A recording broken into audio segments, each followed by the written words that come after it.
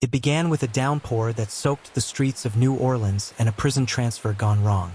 Derrick Groves, serving time for aggravated assault and armed robbery, vanished during a routine transport between facilities.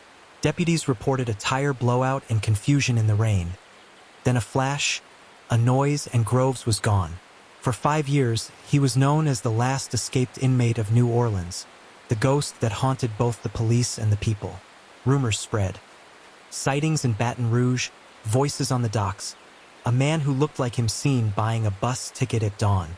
The city held its breath, waiting for the day he'd reappear, dead or alive. That revelation came quietly, 5 years later, from a bartender in the 9th Ward who noticed a nervous man drinking alone, every night, always facing the door.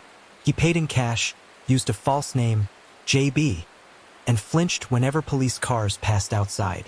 Detective Lydia Varnes, a cold case specialist, compared surveillance images and spotted something the bartender hadn't. A distinctive scar crawling up the man's forearm, identical to Groves's prison intake photo. The ghost had come home. Varnes reopened the case file, every brittle page still reeking of cigarette smoke and frustration. She retraced his life, old associates, relatives, abandoned houses. One lead led her to a decaying shotgun house near the rail lines. Inside, she found a duffel bag with old clothing, fast food wrappers, and a water-stained letter addressed to Mama. Forensics confirmed his fingerprints. A sting operation was planned. Officers surrounded the area at sunset, expecting resistance. But when Groves fled through the back door, he slipped, fell from a rusted fire escape, and shattered his leg. He screamed in pain as deputies rushed in. His gun discharged once, a stray shot that grazed an officer. At last, after half a decade, Derrick Groves was back in custody. During interrogation, Groves didn't plead innocence. Instead, he spoke about fear, about being locked away with men who made him feel like an animal, about the noise, the violence, the silence between each breath. He said, "I didn't want freedom. I wanted to stop being hunted." Court records revealed he'd suffered untreated PTSD from his earlier years, a life marked by poverty, gang exposure, and neglect. The original assault charge had stemmed from a fight gone wrong, not a premeditated crime. He claimed the escape was panic, not plan. Detective Varnes, listening from the other side of the glass, couldn't decide whether to pity him or curse him. At trial, the courtroom was packed. Reporters called it the final chapter of the New Orleans breakout saga.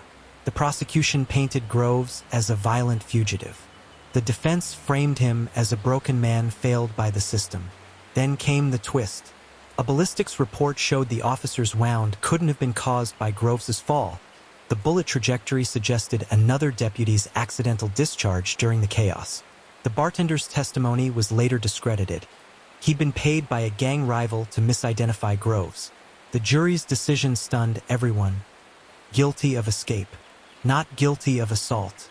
As the verdict was read, Groves bowed his head, tears mixing with exhaustion. His mother wept quietly in the gallery. When asked if he had anything to say, he whispered, "I never wanted it to end this way, but maybe now it can end." Detective Varnes watched him taken away in chains. The last escaped inmate finally caught, not by force but by fate. The case left New Orleans divided. Some called it justice served. Others called it tragedy delayed. Varnes later said in an interview, "Groves ran from a system that had already broken him. But sometimes, the running isn't what kills you, it's what you're running from."